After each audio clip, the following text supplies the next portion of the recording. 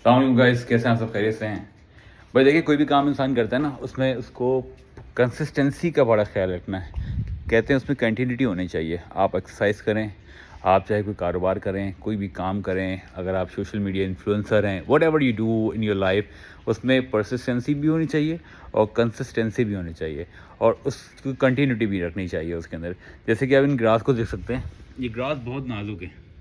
जैसा कि आप जानते हैं, ये ग्रास बहुत नाजुक चीज़ है और ये प्लांट से छोटे छोटे, जो कि हम रोज़ाना इसको जब कंसिस्टेंसी की तरह पानी देते हैं ना, तो ये ग्रो होना शुरू हो जाते हैं और ये बहुत खूबसूरत एक गार्डन की फॉर्म में आपको एक बहुत खूबसूरत लुक देते हैं। अगर हम कंसिस्टेंसी से इसमें खाद, मट्टी, पानी ना डालें तो आप यकीन करें ये भी मुरझा जाएंगे, मर जाएंगे।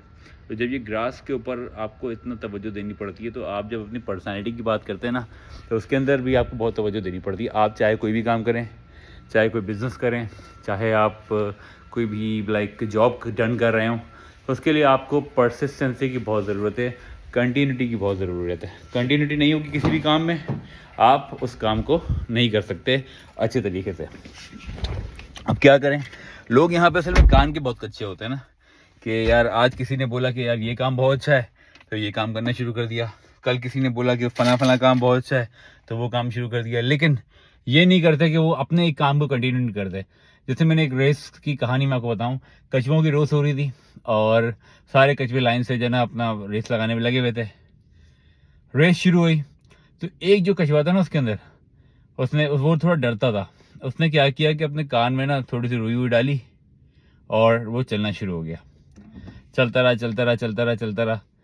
जितने कछुए जा रहे थे, सब जना, सब स्पेक्टेटर्स जो होते हैं, तमाशाई, वो सब बोलते हे टर्न लेफ्ट, हे टर्न राइट, इधर जाओ, उधर से भागो, अबे पागल आदमी ऐसे जंप करो। और सारे कछुए उधर देख के ना वो क्या कर रहे थे कि अपनी अपनी रेस लगा रहे थे और लोगों की बातें सुन रहे थे।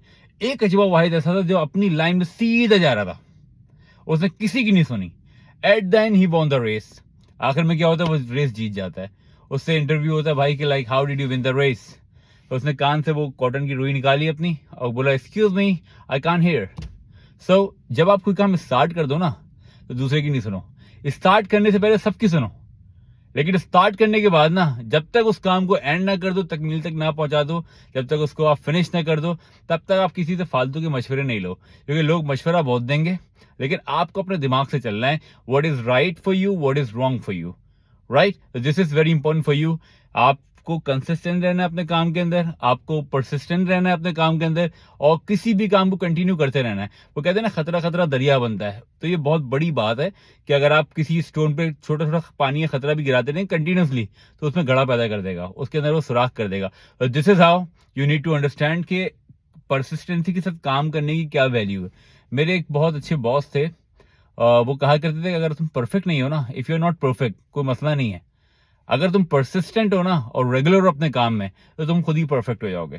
तो guys, this is my advice towards you कि कोई भी काम करें, चाहे वो कारोबार हो, चाहे वो पढ़ाई हो, चाहे कोई भी काम हो, उसको दिल लगा के करें और परसिस्टेंसी के साथ करें कोई भी काम।